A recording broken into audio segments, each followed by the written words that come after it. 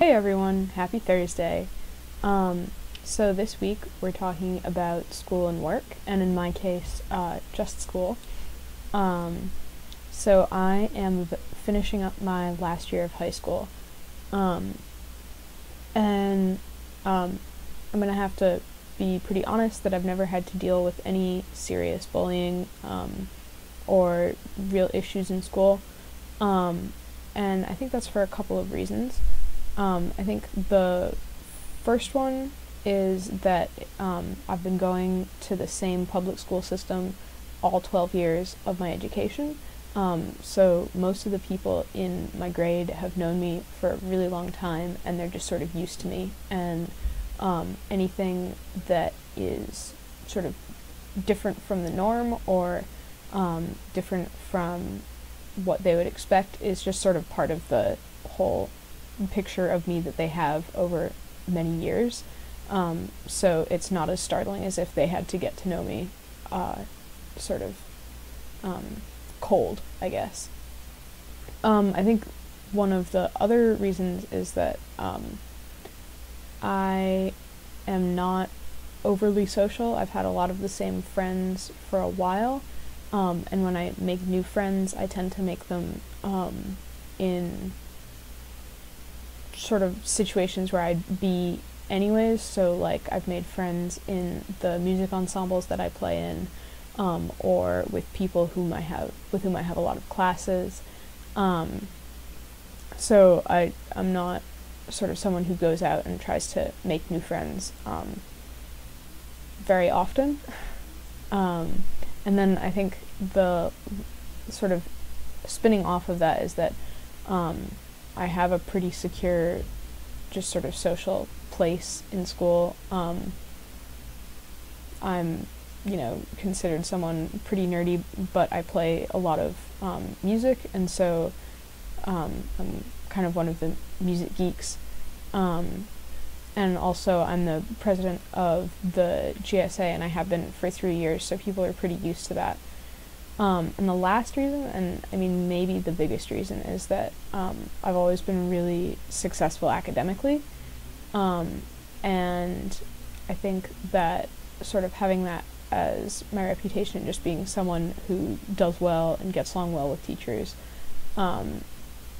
has to a certain extent given me some defense, because it's hard for people to pick on you if you have sort of strengths to which you can cleave. In terms of sort of the regular stresses of school that I think a lot of people worry about, bathrooms aren't a huge issue for me.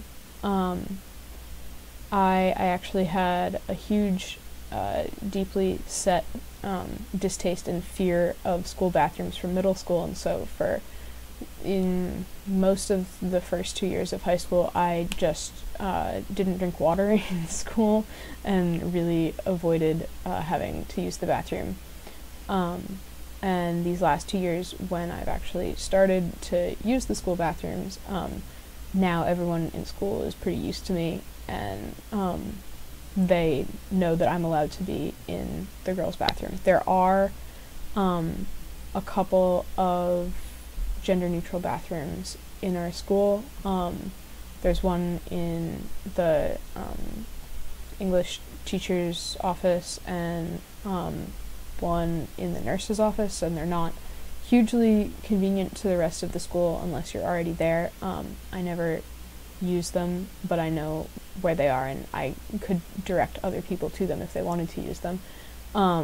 Really, the only thing I have now is underclassmen who don't know me kind of looking at me when I'm in the bathroom and being like, but because I'm an upperclassman, they don't really,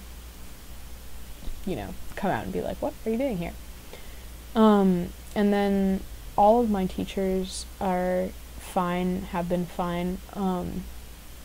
For a while, for a couple of years I was getting as many teachers as I could to use my last name instead of my first name, because I don't really like that my first name is super gendered.